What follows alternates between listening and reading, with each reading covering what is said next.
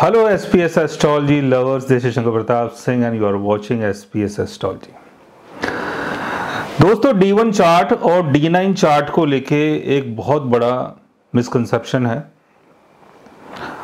और लोगों को लगता है कि D1 चार्ट में अगर किसी प्लेनेट की अगर प्लेसमेंट बहुत ख़राब है तो D9 चार्ट में हम उसको ठीक कर सकते हैं। यानी D9 चार्ट में अगर उसकी प्लेसमेंट ठीक है तो इसका मतलब ये हुआ कि D1 चार्ट यानी लग्ना चार्ट में किसी ग्रह की प्लेसमेंट अगर खराब है, वीक है, और D9 चार्ट में अगर वो स्ट्रांग पोजीशन में है तो इसका मतलब ये हुआ कि जो उसका योग बना था वो योग टल गया। लेकिन हकीकत में ऐसा नहीं है।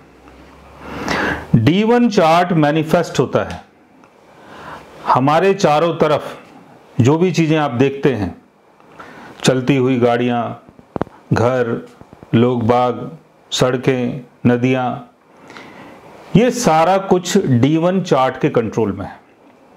यानी जो भी चीज़ आपको दिखाई दे रही है वो D1 चार्ट के कारण है। तो D1 चार्ट की इंपॉर्टेंस बहुत ज़्यादा है। ये एक अलग बात है कि D1 चार्ट में अगर कोई प्लेनेट मान लेते हैं कि अपने डेबिलिटेशन में है, D9 चार्ट में अगर वो अपने एक्सल्टेशन में है तो उसको एक्सल्टेशन में माना जाता है, यानी मजबूत पोजीशन में माना जाता है। D9 चार्ट में हम प्लैनेट्स की मजबूत पोजीशन को देखते हैं और उसकी स्ट्रेंथ को देखते हैं कि वो कितना मजबूत है या कितना वीक है।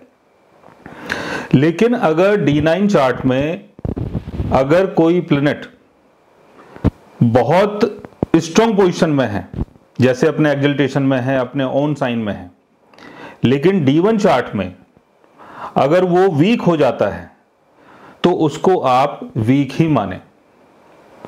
जैसे शनि की प्लेसमेंट D1 चार्ट में केतु के साथ है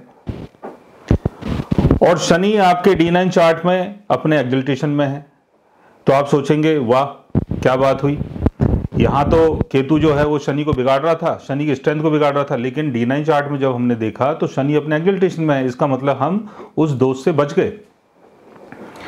शनि अपने कंबशन में है, रेट्रोगेशन में है, लेकिन D9 चार्ट में वो अपने ओन साइन में है, केंद्र भाव में उसकी प्लेसमेंट है। तो आपको लगता है कि रेट्रोगेशन, कंबशन इसका खत्म हो गया और ये स्ट्रांग पोजीशन में है। ऐसा बिल्कुल भी नहीं है। D1 चार्ट में जो भी प्लेनेटरी पोजीशन होती है वो बहुत खास मानी जाती है। D1 चार्ट में अगर कोई प्लेनेट अपने कंबशन में है, D9 चार्ट में चाहे वो कितनी भी अच्छी पोजीशन में हो लेकिन वो कंबस्ट ही माना जाएगा। वैसे ही अगर कोई प्लेनेट अपने रेट्रोगेशन में है, वीक पोजीशन में है, शनि के साथ है, राहु के साथ है, केतु के साथ है और ग्रहों की प्लेसमेंट उसके साथ है, जैसे कई बार पाप कर्तृ योग बन जाता है, तो उसका असर पूरा पूरा रहता है।